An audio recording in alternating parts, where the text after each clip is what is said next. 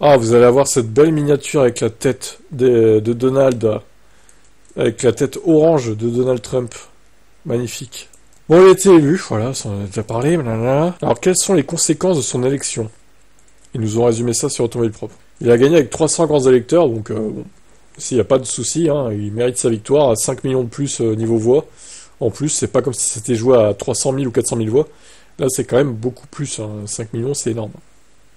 Même si je sais que là-bas, c'est pas par rapport au nombre de voix, mais c'est plutôt par rapport au nombre de grands électeurs, qui je trouve est stupide, mais bon, là, pour le coup, il n'y a pas trop de débat sur...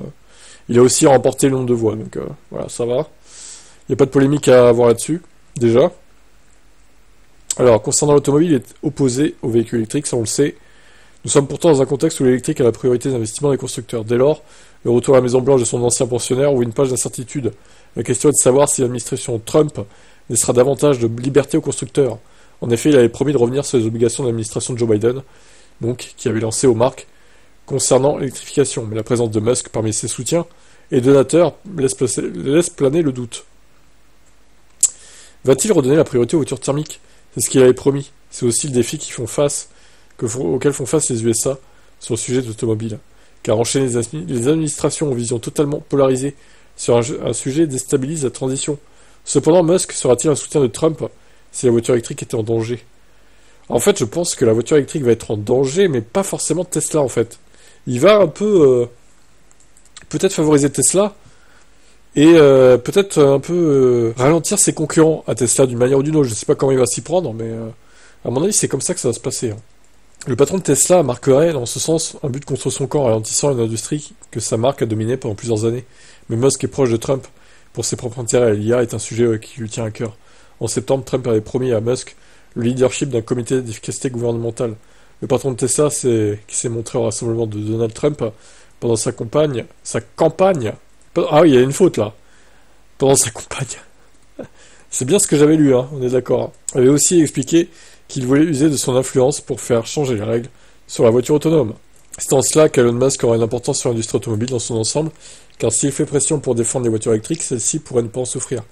Même si c'est pas le cas, Trump devrait rapidement prendre des mesures anti-véhicules électriques. S'il ne dirige pas précisément ses attaques envers l'électrique, Trump a la possibilité de prendre des décisions qui vont l'affaiblir. La première des mesures en ce sens pourrait concerner les aides et les subventions pour la transition. Comme en Europe, le passage électrique dépend des aides gouvernementales. Il s'agit d'ailleurs tout autant des aides à l'achat pour les clients que des aides pour les constructeurs. De plus, la Californie pourrait perdre son avantage de fixer elle-même ses propres règles liées aux émissions. La secrétaire de campagne de Trump, Caroline Leavitt, l'avait déjà confirmé plus tôt cette année. La Californie a un rôle crucial dans l'évolution de l'automobile aux États-Unis. Il y a un total de 17 États, en plus du district de Columbia, qui suivent la réglementation de la Californie, ou au moins une partie. Si cette exception est supprimée, tous les États suivront les directives au niveau fédéral. C'est-à-dire que toutes les règles concernant la transition écologique dans l'automobile reviendront à Trump. Waouh, ça c'est chaud ça. Allez, on continue, c'est un peu long, mais on va y arriver. Beaucoup de patrons venant de l'automobile ou non ont félicité Trump pour sa victoire. Des entreprises comme Stellantis ont aussi salué son succès. En revanche, du côté des syndicats du travailleur d'automobile, l'heure est à l'inquiétude. En effet, Trump avait récemment critiqué les usines des constructeurs outre-Atlantique. Il avait notamment expliqué que les autres pays étaient meilleurs pour fabriquer des voitures. Les membres de tout le pays ont pointé aujourd'hui sur la même menace qu'hier, la stupidité incontrôlée des entreprises qui détruisent nos vies, nos familles et nos communautés, a décrit l'UAW. C'est la menace d'entreprises comme Stellantis, Mack Truck et John Deere qui expédient des emplois à l'étranger pour augmenter les profits des actionnaires.